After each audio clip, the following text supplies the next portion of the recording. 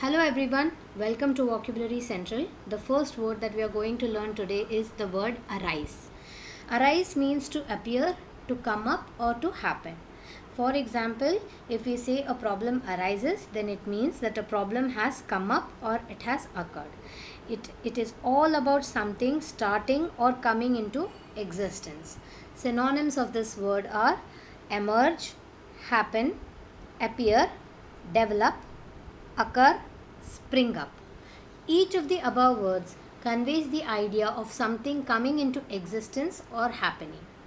Sentences. The first sentence is conflicts may arise due to misunderstandings. The second sentence is questions should often arise during the learning process. Third sentence, when challenges arise, they also bring growth, learning and development. The next word that we are going to learn today is the word magic. This means the art of controlling or making things happen by supernatural power or in ways that seem impossible. For example, a magician's trick is all about creating wonder and amazement through tricks and illusions. Synonyms: sorcery, enchantment, alchemy, wizardry, witchcraft, spellcraft.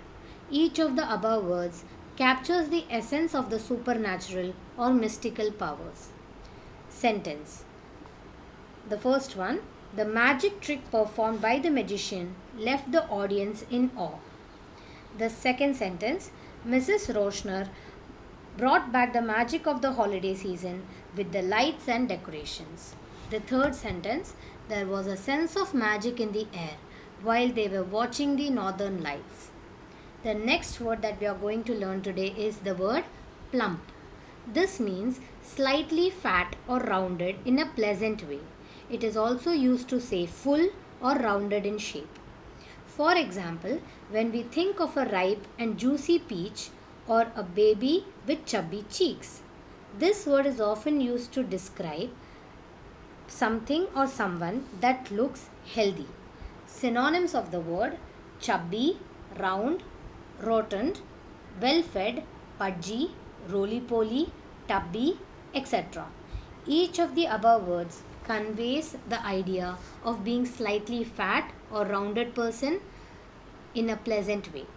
Sentences: Juliet picked up a plump, juicy orange from the tree. The blueberries in the orchard were plump and perfect for making jam. Babies with plump cheeks are very cute. The next word that we are going to learn today is the word frown. This means to make a facial expression where we wrinkle our forehead in thought and the corners of our mouth turn down, usually showing displeasure, worry or concentration. For example, when we are unhappy or concentrating on something, then our facial expression turns into a frown. Synonyms of this word are scowl, glare, disapprove of, glare, knit your brows, look in askance. Every word conveys the change in our facial expression while showing displeasure, concentration or anger. Sentences. The first sentence is Seema's frown deepened while she was reading a difficult math problem. The second sentence, the baby's frown quickly turned into a smile when she saw her mother. The third sentence, Mrs. Edwin's son had a frown on his face while he was trying to solve a puzzle. The next word that we are going to learn today is the word crimson.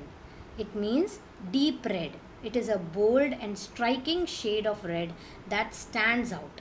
For example, the color of ripe cherries. Synonyms: scarlet, burgundy, ruby, red. Each of the above words describes a different shade of red. Sentences with this word are: the first one, the sky turned crimson during sunset. Second sentence, Sheetal's face turned crimson with embarrassment. The third sentence, Susan wore stunning crimson sandals with her black dress. story with the words that we just learnt. Juliet woke up on Sunday morning and was excited because she was going to a magic show. She got ready for the day, and while going in the car, she was eating a plump apple. She saw two people shouting at each other and understood how conflicts arise due to the smallest of misunderstandings. During the magic show, she saw the magician frown in concentration to make the crimson handkerchief disappear. Thank you. I'll meet you in the next video.